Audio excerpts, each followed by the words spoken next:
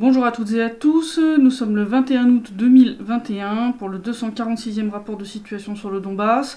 Un rapport qui va être principalement axé sur l'évolution de la situation diplomatique, sur le travail de la mission de surveillance de l'OSCE et surtout sur ce qui s'est passé en Afghanistan, les parallèles qu'on peut dresser avec ce qui attend l'Ukraine. Et je vais avoir un pendant ce temps-là à Kiev et un pendant ce temps-là à Kaboul. Comme on peut le voir, en Ukraine, ça continue à être le grand n'importe quoi. J'ai dû faire un tri parce qu'il y avait tellement de conneries cette semaine que je pouvais pas tout vous mettre, c'était pas possible. Sur le plan militaire, du 14 au 20 août 2021, l'armée ukrainienne a violé le cessez-le-feu en RPD à 24 reprises, donc on est à peu près au même niveau que la semaine passée. Par contre, lors de ces violations, l'armée ukrainienne a tiré 239 munitions, donc là on est à plus, dont 69 obus de mortier de 120 et 82 mm. Là aussi on est en hausse. Par contre, le petit plus par rapport à la semaine dernière, le petit mieux, c'est qu'on n'a pas eu d'artillerie de 122 mm. Mais j'ai pas trop de raison de me réjouir, vous allez comprendre pourquoi après. Il faut y rajouter une violation du cessez-le-feu et 20 munitions tirées par l'armée ukrainienne durant les dernières 24 heures. Les tirs de cette semaine ont tué un soldat de l'RPD, en ont blessé un autre. Une habitation a aussi été endommagée. Il y en a eu 2 qui ont été endommagées ce matin. Côté ukrainien, les pertes hors combat de la semaine sont de 1 mort et 3 blessés. Et pourquoi je ne suis pas très optimiste, c'est parce que l'armée ukrainienne continue d'amener des armes lourdes dans le Donbass. Les services de renseignement de l'RPD ont détecté l'arrivée et le déploiement de 188 pièces d'armement lourd. Donc là, on est à plus du triple de la semaine dernière. Pourquoi je dis amener et déployer? Parce que cette fois, on a à la fois des armes qui ont été détectées en gare entre autres de Krasnoarmeysk et de Konstantinovka, et des armes qui étaient sur la ligne de front.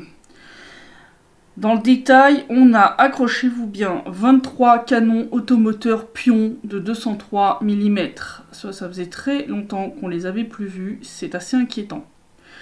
On a 12 canons automoteurs Akatia de 152 mm, 6 canons anti-char Rapira de 100 mm, 5 canons D44 de 85 mm, un système de défense antiaérien Shilka, 3 systèmes de défense antiaérien Tunguska, on a un char d'assaut T-64, 3 véhicules de transport de troupes blindés type BTR, 16 véhicules de combat d'infanterie type BMP, 3 automitrailleuses type BRDM, 10 véhicules de transport de troupes amphibies type MTLB, 102 véhicules blindés et 3 véhicules blindés de réparation-évacuation. Et pour cacher tout ça, l'armée ukrainienne a continué de brouiller les signaux des drones de l'OSCE. Je vous montre comme d'habitude la petite carte. Voilà, mais alors là ce qui m'inquiète c'est déjà, là on a eu un triplement du nombre d'armes lourdes. Et alors, surtout, on va arriver quand même du très gros calibre. Parce que les canons pions de 203 mm et les canons automoteurs AK-4 152, ça fait du très gros dégâts. Donc si jamais ils se mettent à tirer avec ça sur les civils, ça va être une boucherie, tout simplement. Hein. Et comme je vous l'ai annoncé en début de Citrep, je vais surtout vous parler de l'évolution de la situation diplomatique. Je vous avais parlé la semaine dernière de la fameuse loi sur la période de transition qui doit encore être votée en Ukraine. C'est pour l'instant un projet de loi, je vous avais dit que je l'étudierais, c'est fait. J'ai profité du fait que Vladimir Poutine en a lui-même parlé lors de sa rencontre avec Angela Merkel à Moscou. Il a dit clairement que si la loi était adoptée, ça signifiera que l'Ukraine sort de facto des accords de Minsk. Et c'est exactement ça. Alors pourquoi bon, je vous ai déjà dit, j'ai déjà parlé d'un certain nombre de lois qu'a adopté, ou de résolutions qu'a adopté le Parlement ukrainien qui violent déjà les accords de Minsk, mais d'habitude ça viole un point. Vous voyez, c'est un petit truc, on peut se dire ouais bon ok, mais bon le reste, voilà. Non, là c'est pas un point, c'est tout le texte. Vous pouvez prendre tout le texte, vous pouvez le jeter à la poubelle. Enfin, non, je veux dire, c'est exactement ça. Puisque dès l'article 3, bon déjà le projet de loi reprend la fameuse rhétorique de la résolution de mars 2021, la résolution de la Rada, qui désignait la Russie comme menant une agression armée contre l'Ukraine dans le Donbass. Donc, comme je vous l'avais indiqué à l'époque, il suffit de lire les accords de Minsk. Hein. On dit clairement que l'Ukraine doit discuter avec la RPD et la RPL et pas du tout avec Moscou. Donc, je veux dire, c'est du grand délire. Ensuite, on a l'article 9, qui donc, en fait, renie toute possibilité d'amnistie générale pour les combattants, entre autres les membres des milices populaires. Donc là, ils disent que toute personne qui a tué ou grièvement blessé, entre autres des soldats ukrainiens, pourra pas être amnistié. Bah oui, mais non, les accords de Minsk, point numéro 5, prévoient une amnistie générale. Donc bon, ok, on continue. L'article 10 interdit aux personnes qui ont été membres du gouvernement ou les hauts fonctionnaires de la RPD et de la RPL de garder leur poste ou de pouvoir postuler aux élections. Donc là, ça viole carrément la note qui est située à la fin des accords de Minsk. Je vous rappelle, j'avais traduit complètement le texte. Vous irez voir le lien sur Donbass Insider. Donc ce texte qui précise toutes les mesures qui doivent être incluses dans la fameuse loi sur l'autonomie locale. Et cette note stipule clairement que les personnes liées aux événements qui ont eu lieu dans le Donbass ne doivent être ni punies, ni persécutées, ni discriminées. Bon, là, cet article numéro 10... c'est clairement une punition, une persécution et une discrimination. Hein, voilà, donc là, vous avez la totale. Et c'est pas les seuls points qui posent problème, puisque cette note spécifie aussi que les autorités locales de l'RPD et de l'RPL devront participer à la nomination des chefs des parquets et des tribunaux, donc ce sont des hauts fonctionnaires. Or, ce projet de loi viole aussi ce point, puisqu'il stipule que Kiev ira piocher dans une réserve de fonctionnaires venant d'autres régions d'Ukraine qui seront portés volontaires pour occuper les postes laissés vacants par l'éviction forcée des fonctionnaires précédents. Bah oui, mais non, enfin, vous voyez, donc là, c'est du 2 en 1 hein, au niveau violation, et ça s'arrête pas là, on continue. L'article numéro 16 sur les élections locales stipule que celles-ci pourront avoir lieu qu'une fois la désoccupation du Donbass menée, donc c'est-à-dire en fait une fois que l'Ukraine aura récupéré le contrôle de sa frontière. Or, je rappelle encore une fois que les accords de Minsk stipulent que l'Ukraine ne pourra récupérer le contrôle de sa frontière qu'après les élections. Donc là, bah, encore une fois, ça viole les accords de Minsk. Point numéro 9, hein, cette fois. L'article 19 du projet de loi impose un désarmement des régions désoccupées et viole quant à lui de nouveau la fameuse note concernant les mesures qui doivent être dans la loi sur l'autonomie locale, bah, qui stipule que des unités de milices populaires seront créées pour assurer la sécurité, et ces unités de milices populaires seront armées. Donc là aussi, on continue, rayon violation. Et enfin, l'article 37 sur l'instauration de l'ukrainien comme seule langue officielle viole le droit à l'autodétermination linguistique, prévu là aussi dans la fameuse note de bas de page. Voilà, bon, ce texte viole tellement les accords de Minsk que sans surprise, il ne même pas les mentionner. Alors que je rappelle quand même que les accords de Minsk sont la seule alternative pour l'Ukraine de remettre la main pacifiquement sur le Donbass. Bon, bah, de là on conclut que cette loi est prévue pour une récupération par la force.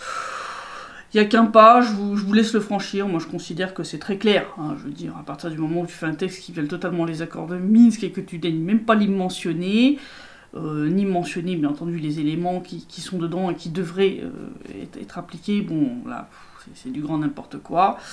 Donc bon, on va attendre de voir s'il le vote pour de bon. S'il le vote pour de bon, c'est une sortie de facto des accords de Minsk, ce qui veut dire reprise de la guerre à grande échelle. Hein. Je le signale quand même. Autre problème qui empêche toute résolution pacifique du conflit, bah, c'est le comportement de la mission de surveillance spéciale, la MSS de l'OSCE, qui fait décidément de moins en moins son travail. Bon, le fait que cette mission est totalement partiale et biaisée, et puis qu'elle dissimule depuis des années les violations des accords de Minsk et même les crimes de guerre de l'armée ukrainienne, c'est pas nouveau. Mais là, c'est devenu de plus en plus flagrant. Je vous avais déjà expliqué hein, que maintenant ils utilisaient l'épidémie de Covid comme excuse pour pas se déplacer, entre autres pour pas aller dans les hôpitaux pour rencontrer les victimes civiles. Hein. Vous vous rappelez, c'était l'année dernière, quand des enfants avaient été blessés à Alexandrovka, où ils ont pris le prétexte de l'épidémie de Covid pour pas aller les voir. Enfin bon, je veux dire... Là, ça devient carrément pitoyable. Et maintenant, l'OSCE rapporte de moins en moins les violations des accords de Minsk par l'armée ukrainienne. C'est ce qu'a dénoncé la représentation de l'RPD au sein du CCCC. Hein, je rappelle, Centre conjoint de contrôle et de coordination du cessez-le-feu, qui s'est amusé à analyser les rapports de l'OSCE. Et ils ont observé que les rapports sont de plus en plus incomplets, que la différence entre les informations qui sont dedans et la réalité, ça devient le Grand Canyon. Hein, et que la MSS oublie hein, des violations commises par l'armée ukrainienne dont elle a pourtant connaissance. Ce qui veut dire qu'elle dissimule au public un certain nombre de faits graves. Ils ont pris un exemple très simple.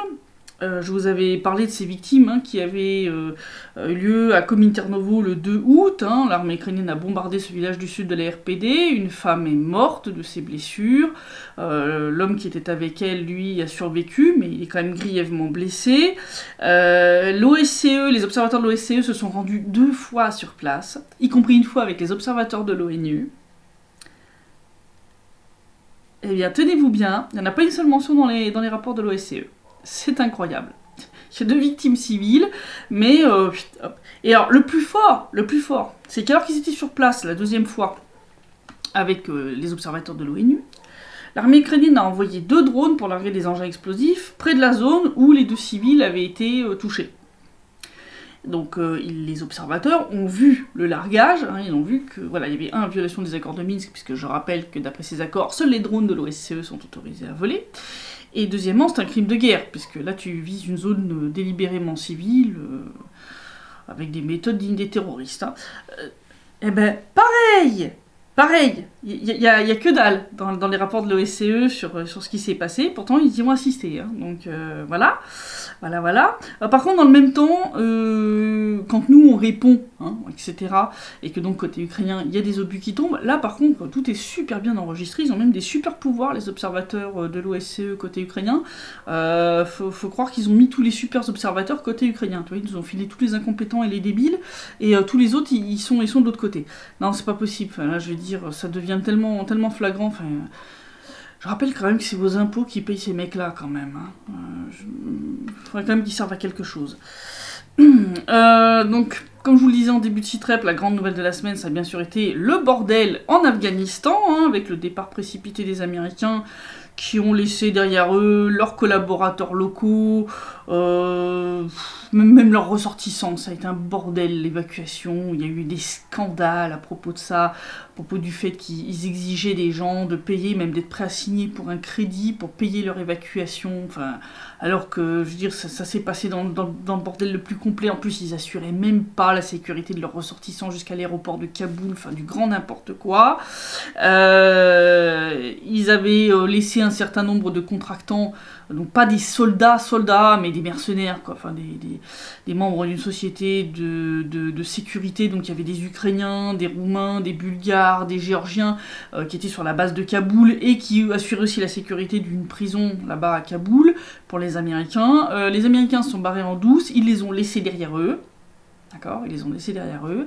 Il semble que les mecs ont été désarmés puis capturés par les talibans, on ne sait pas trop ce qu'ils sont devenus. C'est fait vraiment dans le chaos le plus total, ce retrait des troupes américaines. Il y a eu un bordel monstre à l'aéroport de Kaboul. Les Américains ont laissé derrière eux les gens qui ont travaillé pour eux, interprètes, chauffeurs, gardes de sécurité. Les Britanniques ont fait pareil, hein. D'accord, ils se sont fait escorter par des agents de sécurité afghans jusqu'à l'aéroport. Ils ont pris l'avion puis ils ont dit « Ah ben en fait, vous pouvez pas venir avec nous par contre. » Qu'est-ce que c'est que ces conneries? Enfin, je veux dire, c'est hallucinant. On a vu des scènes horribles à l'aéroport de Kaboul, avec des gens qui s'accrochaient aux avions, qui tombaient dès que l'avion prenait de l'altitude, et puis qui sont allés s'écraser après sur les toits des maisons de la capitale afghane. Il y a eu des échanges de tirs aussi, il y a eu des gens qui ont été tués lors de ces échanges de tirs à l'aéroport de Kaboul. Enfin, on dirait Saigon bis, quoi, tu vois, enfin, vraiment, c'est vraiment la catastrophe. Et ça a été un tel bazar que franchement, on a été plusieurs, j'ai pas été la seule à dire que ça devrait quand même servir de leçon à méditer pour l'Ukraine. Bon, certains politiciens et médias ukrainiens ont continué la propagande en mode oui, mais bon, si on est un allié fiable et fort et qu'on lutte vraiment contre la corruption, les États-Unis ne nous lâcheront pas. Sauf que non, enfin, vous n'êtes pas un allié, vous êtes un laquais. Vous êtes même moins que ça d'ailleurs, hein, parce que bon. Je vais y revenir, mais les Américains ont pris le temps d'embarquer leurs chiens militaires et ont laissé leurs collaborateurs locaux sur place. D'accord ? Donc je pense que l'échelle de valeur, tu vois, Hein, ils ont laissé leurs collaborateurs, je te dis, là, ces mercenaires roumains, géorgiens, bulgares et ukrainiens qu'ils ont laissés derrière eux en se barrant en douce, pendant que leurs chiens, ils les embarquaient quand même. Voilà, ils ont laissé derrière eux leurs fusils, des milliers d'armes que les talibans ont récupérées en parfait état de fonctionnement, c'est super, hein. Ils ont dit merci oncle Sam pour les petits cadeaux. Voilà, donc les Ukrainiens qui sont en train de se bercer d'illusions sur un allié fort, machin, un allié fort de quoi ? C'est comme certains, là, des politiciens ukrainiens, oui, en fait, quand même qu'on soit un peu plus indépendant, mais plus indépendant de quoi ?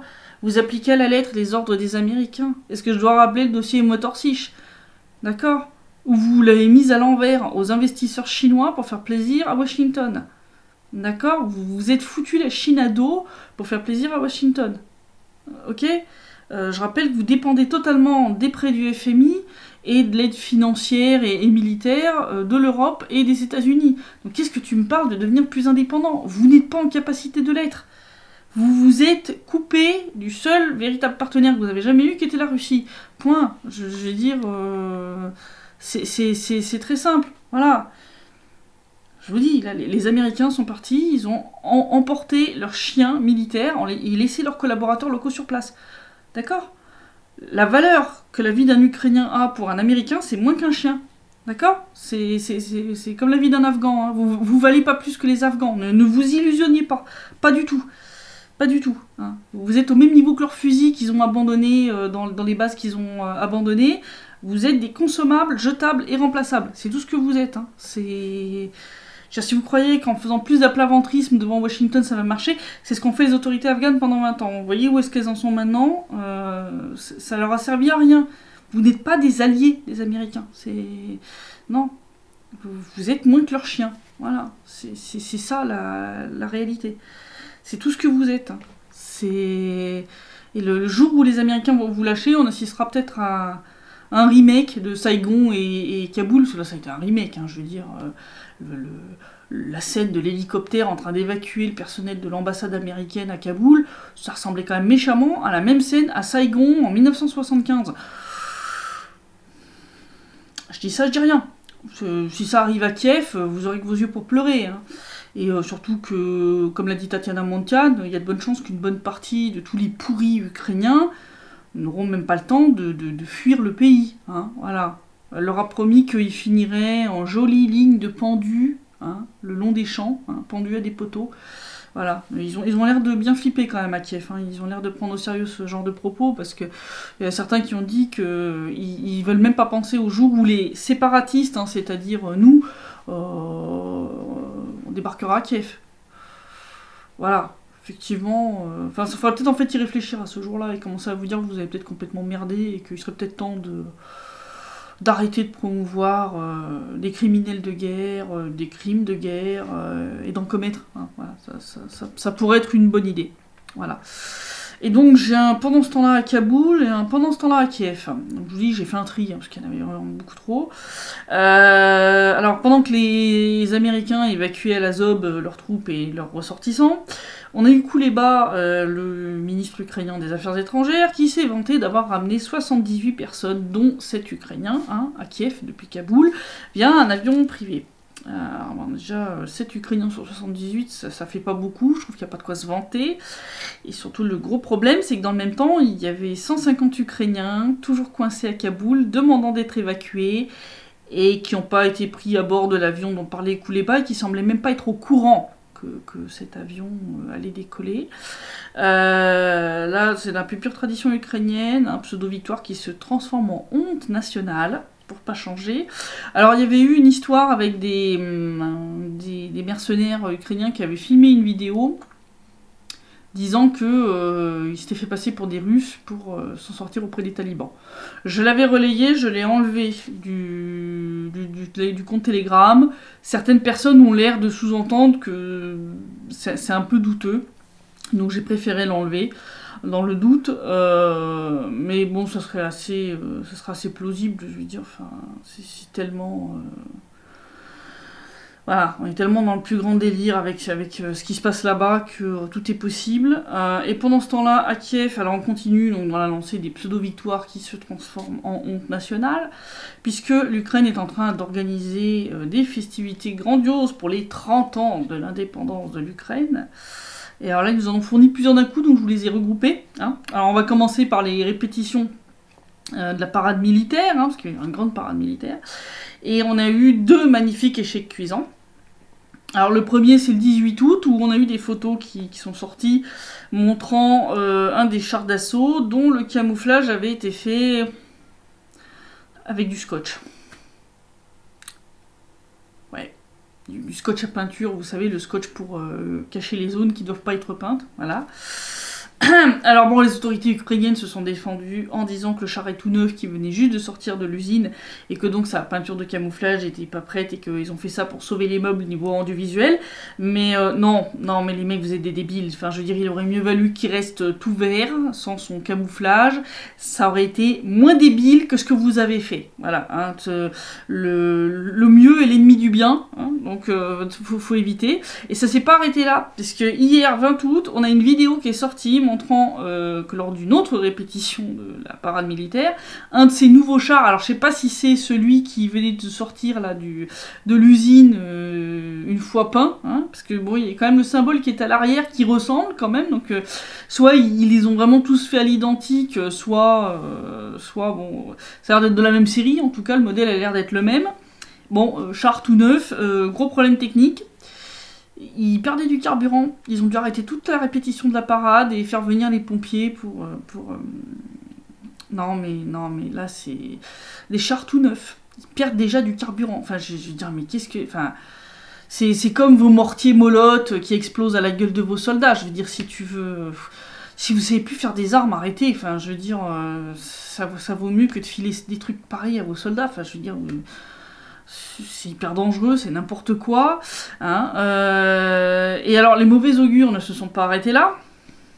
Parce que, toujours, pour les 30 ans d'indépendance, l'Ukraine a sorti le chéquier, des millions et des millions de grivnia, pour installer dans chaque capitale régionale un énorme trident.